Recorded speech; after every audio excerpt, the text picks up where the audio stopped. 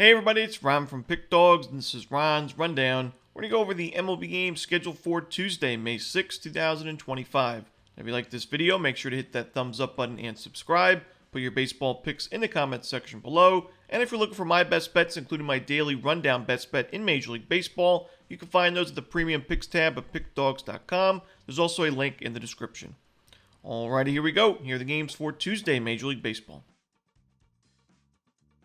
First up, we got the Los Angeles Dodgers taking on the Miami Marlins. Tony Gonsolin and Cal Quantrill are the projected starters. And this was the same pitching matchup that we saw last week at Dodger Stadium. Ended up being a 12-7 final score in favor of LA. And I'm not sure if this game's going to be as high scoring, but I still like the over in this one because Cal Quantrill just does not match up well, in my opinion, with this Dodgers lineup.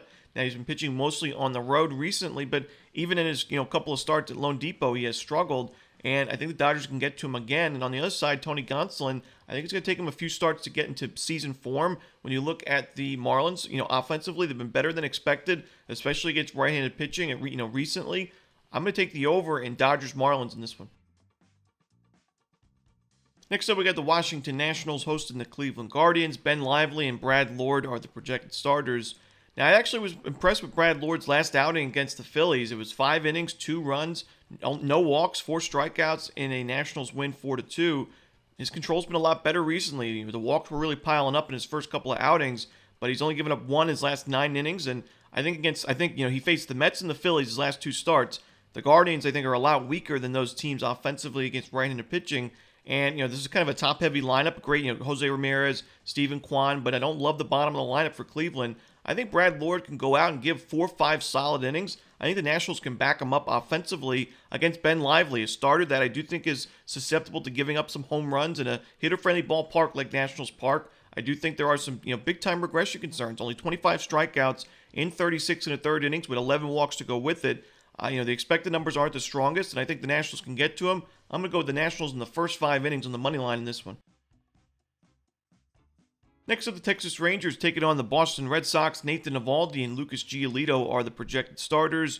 Eovaldi facing his former team. He's got over 200 innings pitched at Fenway Park in his career, but still has an ERA above 4 in those games. So not necessarily the strongest numbers. And I think, the Red Sox, I just trust their lineup a little bit more. I also think they have the stronger bullpen. Giolito, in his first game of the season, it was actually better than I expected. Even though he gave up 2 home runs, he was able to miss some bats. He had 7 strikeouts in those 6 innings against the Blue Jays, put together a quality start, gave his team a chance to win. They lost that game in extra innings, but I think Giolito can pitch pretty well against a Rangers team that consistently, from the very start of the season, has just not been great against right-handed pitching. I'm going to roll the Red Sox on the money line in this one at Fenway. Next to the Philadelphia Phillies taking on the Tampa Bay Rays, we got Drew Rasmussen and Zach Wheeler as the projected starters. Now, the Rays have been a tough team to read this season because we saw them, this weekend, win 2 of 3 against the Yankees at Yankee Stadium, but before that, look, hopeless at the plate and overall against the Royals in a 3-game home series, losing and scoring just 3 runs in those 3 games, getting swept along the way. Before that, they had swept the Padres. They took 2 of 3 against the Diamondbacks, so, a very inconsistent team, but at this kind of price, I think the Rays are worth a look here. Zach Wheeler has given up at least 1 home run in every start this season. 7 starts, at least 1 bomb given up. And on the road, he's been struggling with an ERA above 4.5, 4.63 in 23 innings, but 27 strikeouts, but 4 home runs given up. And I think that the Rays can find a couple of runs off him, maybe a couple of home runs. And Drew Rasmussen's been one of the better pitchers in the American League. Now, recently, last couple of starts, not the strongest, but I still think he could pitch well enough, keep his team in the ball game, at least cover the run line, if not win this game outright. Next up, the Cincinnati Reds taking on the Atlanta Braves. Andrew Abbott and Chris Sale are the projected starters.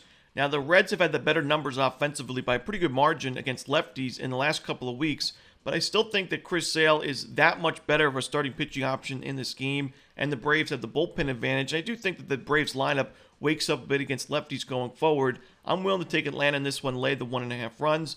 Andrew Abbott's been pitching well, but his control's been a problem. The walks have piled up, and I do expect some regression going forward. Chris Sale, you look at his last start against the Rockies, he was excellent in that game, but the Rockies still found a way to win that one because it was a low-scoring affair, and Sale gave up a couple of runs, but I still was really impressed with Sale in that game. His missing bats, I think he's going to put together a really sharp outing. Even though the Reds have been great against lefties, I think Sale can go 6-7 strong innings and lead his team to a win and run line cover. So I'm going to take the Braves in this one and lay the 1.5 runs. Next up, the Baltimore Orioles taking on the Minnesota Twins. Kate Povich and Pablo Lopez are the starters. Now, in the first couple of weeks of the season, the Twins really struggled against lefties. They are starting to improve there, though, in the last couple of weeks. So some of the best numbers, especially in team OPS against southpaws. And Kate Povich has struggled. I think Twins can get to him. And we saw the Twins get to Garrett Crochet for enough runs to win that game in Boston on Sunday as the sizable dog in that game on the road. And I think Povich could be in trouble. Now, he's been better on the road than at Camden Yards, but I still don't love him in this spot. I think Pablo Lopez is the much better option. I think the Twins have a great bullpen behind them. I'm going to roll the Twins in this one on the money line at Target Field. Next up, the Chicago White Sox taking on the Kansas City Royals. Sean Burke and Seth Lugo are the starters.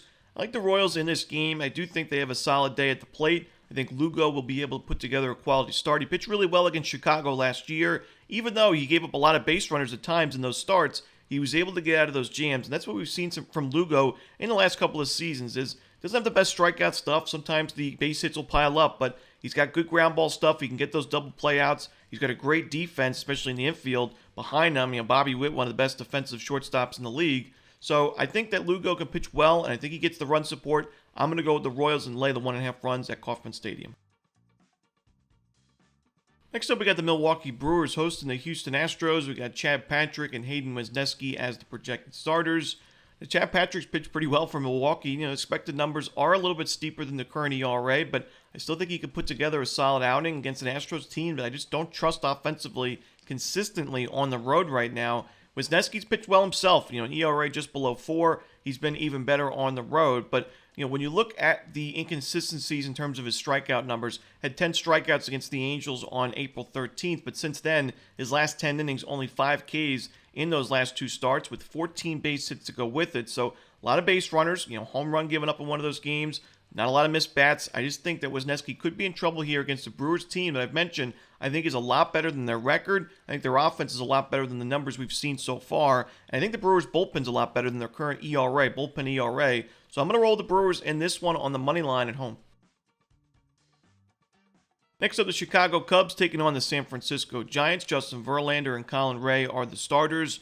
I like another under in a Giants game in this one. Very pitcher-friendly weather. 2 good starting pitching options. I do think the Cubs win this game, though. I would lean towards Chicago on the money line. Colin Ray's been excellent this season, even better at Wrigley Field with a sub-1 ERA. Justin Verlander still looking for his first win with his new team. The Giants did win one of his starts, but he's still 0-2 personally with an ERA above 4. He pitched well in that last game against the Rockies, 6 1/3 innings, 2 runs, but it was a 4-3 final. It goes to show you, the Giants' offense has not been great recently. The last 2 starts for Verlander, 4-3 final and 2-0 final, low-scoring games. So give me the under and the Cubs in this one. Next up, we got the Pittsburgh Pirates and the St. Louis Cardinals. We got Paul Skeens and Matthew Liberatore as the projected starters. I lean towards the under in this game, but I will say the Pirates offensively against left-handed pitching have improved a little bit in the last couple of weeks. Our OPS is above 700 against lefties in the last 2 weeks, which for most teams it wouldn't really be too much of a difference. But for the Pirates, that is a pretty significant improvement. And when you look at Paul Skeens, I think he bounces back. He struggled in that last game, giving up the 3 home runs, but that was against the Cubs, one of the best lineups in baseball against righties this year. Now you're facing a Cardinals team that in the 80 plate appearances that Skeens has had with this current Cardinals lineup, or the current Cardinals hitters, very low 245 ex-WOBA, 225 expected batting average. The strikeout rate's decent. The walk rate is super low, 2.5%. So I think Skeens pitches well. I think Liberatore can also put together a solid outing, but I look for the Pirates to win this game and cover the run line. I think there are some regression concerns for Liberatore, and I don't love that Cardinals bullpen. I think the Pirates have the advantage there, believe it or not. So give me the Pirates in this one on the money line and run line. In our next game, we got the Detroit Tigers taking on the Colorado Rockies. We got Jackson Jobe and Chase Dollander as the projected starters.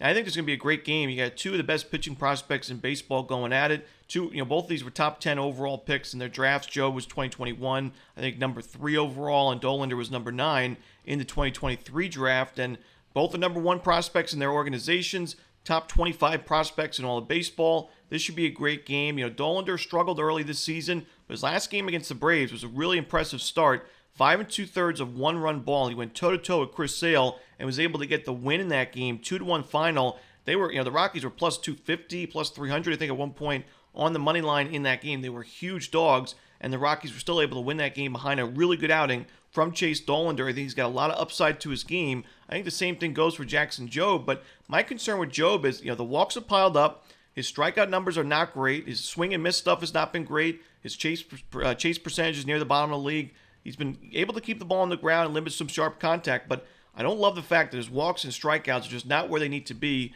I think Dollander's got a little bit more upside right now, in my opinion, especially pitching at Coors Field those first few starts. Having some experience at Coors, this is going to be the first career start for Jobe at Coors Field. I'm going to go with the Rockies at a great price in this game on the money line at home. Next up, we got the Blue Jays and the Angels. We got no official starter right now for Toronto, but we got Tyler Anderson on the other side for the Angels. And I like the matchup for the Blue Jays offensively in this game. You could take the team total over, but you can also I think the Blue Jays money line is in play as well because Anderson, a lefty facing a Blue Jays team, it's hit lefties quite well this year, and Anderson has struggled against this current Blue Jays lineup in about 85 plate appearances, a low strikeout rate, high walk rate, high expected slugging percentage, and a high xWOBA, and I think the Blue Jays get to him early. Anderson's pitched well so far this season, but I do think there are some pretty significant regression concerns in his game going forward. I'm going to roll with the Blue Jays on the money line in this one. Next up, we've got the New York Mets taking on the Arizona Diamondbacks. We got David Peterson and Zach Gallen as the starters. Now, when you look at David Peterson's last start against the Diamondbacks, I thought he was very fortunate in that game. The Diamondbacks made a lot of sharp contact in that one. He was able to go 5 innings of 1-run ball. He only had 2 strikeouts. But like I said, the defense really backed him up in a big way. You saw some web gems. There was 3 of them in 1 inning at one point for the Mets in that ball game. They also gave him a ton of run support early on as Eduardo Rodriguez really struggled. But I don't think he's going to be as fortunate now at Chase Field, a very hitter-friendly ballpark, against the Diamondbacks team. It's going to face him, second time in a week. And while it's the same situation for Gallen against the Mets, in Gallen's start against New York, he was really sharp, and he was able to miss a lot of bats. He was impressive in my opinion. He's been overall impressive in the last couple of starts after his not-so-great start to the season. So I'm going to roll with the Diamondbacks in this one. I think they got on the board early against Peterson. I think he gets shelled, honestly, in this game, and I think the Diamondbacks win it on the money line. Next up, we got the Seattle Mariners taking on the Athletics. We got Emerson Hancock and Jeffrey Springs as the starters. Now, Jeffrey Springs against the current Mariners lineup at 36 plate appearances, 44% strikeout rate, low xWOBA at 192, and a low expected batting average at 175. He's had great numbers, but I do want to mention it's worth noting that the Mariners lineup so far this year has been a lot different and a lot better than it's been the last couple of seasons. They just had a much better offensive numbers, especially against righties, but even against lefties, they've been much improved. So looking at these pitcher numbers against the current lineups, maybe not as useful for Seattle as it would be for other teams. But I will say, I think Jeffrey Springs pitched really well in his last start. He has struggled overall with his new team, an ERA just below 5. He's not been great at home this season, but that last game against the Rangers, 6 innings of shutout baseball, exactly what the A's are looking for. I think the A's can get on the board early against Emerson Hancock. They've had good at-bats against them. He's been struggling himself with an ERA above 6. I think that the A's bullpen, while we saw Mason Miller give up the grand slam, the walk-off grand slam this weekend against Miami, he's been still one of the best closers in baseball. The bullpen's been fine.